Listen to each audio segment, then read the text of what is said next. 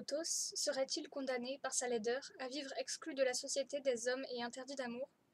Tour à tour martyr et tortionnaire de ses contemporains, il sera ambassadeur de la monstruosité internationale, jury d'un concours de beauté au Japon, mais aussi et surtout amoureux. Car que peut une âme sensible, enfermée dans un corps disgracié, sinon vénérer l'absolu sous les traits d'une femme? Amélie Nothomb, à travers ses confessions, décline, avec ce mélange d'humour, de tendresse et de cruauté qui, d'Hygiène de l'assassin au Catilinaire et à Péplum, ont imposé son talent corrosif, une histoire d'amour aussi infernale qu'impossible.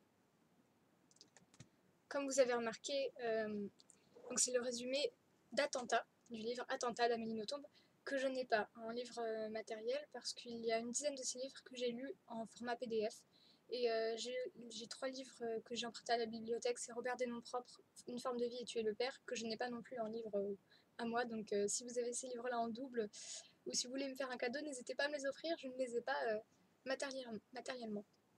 Alors en fait, on va s'intéresser à 3 livres aujourd'hui, Attentat, Robert des Noms Propres et Ricky à la houppe. J'ai rassemblé ces livres parce qu'ils traitent de la beauté et de la laideur, et plus largement, on verra de la différence. Attentat, donc c'est un très laid, comme dans Ricky à la houppe, qui tombe amoureux d'une femme magnifique. Hein. Il va tomber amoureux d'une actrice alors que lui, c'est Quasimodo. Il a des boutons partout dans le dos, c'est une catastrophe. Il a une bosse comme Quasimodo. Je me demande justement si je ne suis pas en train de confondre. J'ai confondu même avec Déodat de Ricky à la houppe, parce qu'ils se ressemblent vraiment beaucoup. Attentat est la plus poétique et poignante ode à l'amour que j'ai lue. À la fin, Épiphane écrit des fax à celle qu'il aime, parce qu'il est dans l'avion, et j'ai trouvé ça magnifiquement écrit. Comme dans les Catilinaires, dont je parlerai plus tard, peut-être plus, j'étais scotchée à cette histoire, avide de connaître la suite du début à la fin. Et on va passer directement à Robert des Noms Propres. Pour un écrivain, il n'est pas de plus grande tentation que d'écrire la biographie de son assassin. Robert des Noms Propres, un titre de dictionnaire pour évoquer tous les noms qu'aura dit ma meurtrière avant de prononcer ma sentence. C'est la vie de celle qui me donne la mort. Amélie Nothomb.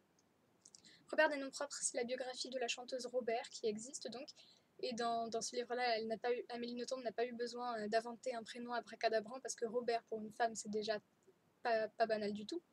Donc, on va suivre un peu la biographie de Robert. Mais d'ailleurs, si, j'avais complètement oublié, mais si, elle a inventé un autre nom et ce nom c'est Plectrude. Donc même pour une chanteuse qui s'appelle Robert, elle va inventer un nom quand même qui s'appelle c'est Plectrude. Robert des Noms Propres, d'ailleurs, est raconté à la 3e personne. C'est une biographie, mais il y a un peu de fiction dedans quand même. J'ai lu ce livre après avoir lu Ricky à la houppe. Et dedans, j'ai retrouvé beaucoup de points communs entre Trémière et Plectrude, et notamment l'importance des bijoux, parce que la grand-mère de Trémière et de Plectrude adore... non, cette fois, c'est la mère de Plectrude, mais la grand-mère de Trémière et la mère de Plectrude adorent se parer de bijoux féeriques comme des sapins de Noël, quoi. Mais surtout, il y a une phrase qui se retrouve dans les 2 livres et qui m'a interpellée moi, c'est « Comme quoi il n'est qu'une clé pour accéder au savoir, et c'est le désir ». Ici, c'est la phrase qui m'a sauté aux yeux parce que dans ce livre, Plectrude apprend vite, mais à un âge très tardif à lire. Et dans Ricky à la houppe, Trémière apprend vite, mais très tardivement à marcher, dès qu'elle s'y intéresse en fait. Et du coup, quand j'ai trouvé cette phrase, ça m'a confortée dans ma conviction que le talent, c'est pratiquement qu'une affaire d'intérêt, parce que si on s'intéresse à quelque chose, on va y travailler et le véritable travail ne peut pas nous laisser médiocres. Donc c'est cette question du talent qui n'existe pas qui m'a frappée dans ces livres, et c'est aussi la question du beauté, du beau, du laid, et de la différence. Et justement, on va parler de Riquet à la houppe. L'art a une tendance naturelle à privilégier l'extraordinaire. Riquet à la houppe, c'est l'histoire de Riquet à la houppe. Donc dans la version d'Amélie Nothomb, c'est Déodat qui tombe amoureux de Trémière, parce que pourquoi s'appelle-t-elle Trémière? Parce que sa mère s'appelle Rose, son père s'appelle Lierre, donc une rose qui grimpe, c'est une rose trémière. Et donc on suit la vie de ces 2 personnages à part, et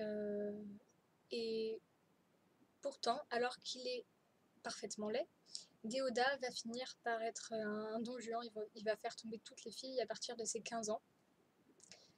Et c'est pour ça que on voit dans ce livre que même s'il est très laid, ça n'empêche pas ça. Dans Riquet à la houppe, un passage m'a frappé, je l'avais déjà dit, mais celui où passe Rose, la grand-mère de Trémière, apprend à marcher à sa petite fille. Aussitôt qu'elle trouve une raison de s'intéresser à l'exercice, elle réussit. Donc voilà. Et dans Riquet à la houppe, j'ai beaucoup aimé Trémière parce qu'elle est très contemplative, un peu comme Plectrude, mais encore plus contemplative. Elle reste des heures assise, du coup tout le monde la prend pour une demeurée alors qu'en fait elle est très intelligente. Donc là aussi c'est la confrontation du beau et du laid, donc un thème qui tient très à cœur à Amélie Nothomb. Elle explique qu'en fait que le très beau est autant, voire plus difficile à supporter que le très laid. Parce que quand on est très laid, au moins on a de la pitié pour vous, alors que quand on est très beau, le seul sentiment que vous pouvez générer, c'est la jalousie. Il n'y a rien de pire que la jalousie, parce qu'en fait, quand on voit, Amélie Nothomb dit dans ses interviews, je l'ai entendu dire que quand les gens voient des personnes très belles, elles sont renvoyées à les personnes sont renvoyées à leur propre médiocrité, et ça, c'est ce que l'être humain supporte le moins bien. Et je suis bien d'accord avec elle. Donc, dans ces 3 romans, elle aborde le thème de la beauté et de la laideur, et donc de la différence, en disant voilà, que la beauté et la laideur sont des différences difficiles à supporter qui se valent, et que donc le lien des deux finalement est tout à fait naturel. Donc voilà, pour cette vidéo plutôt courte, il n'y avait pas grand chose à dire. Aussi parce que ce ne sont pas mes romans préférés, mais en tout cas, j'ai beaucoup aimé ces 2 thèmes, c'est-à-dire, s'il faut retenir 2 choses de ces livres, c'est donc la différence, le beau, le laid, et aussi l'histoire du talent qui n'existe pas, et en fait, qui est toujours une histoire d'intérêt. Salut!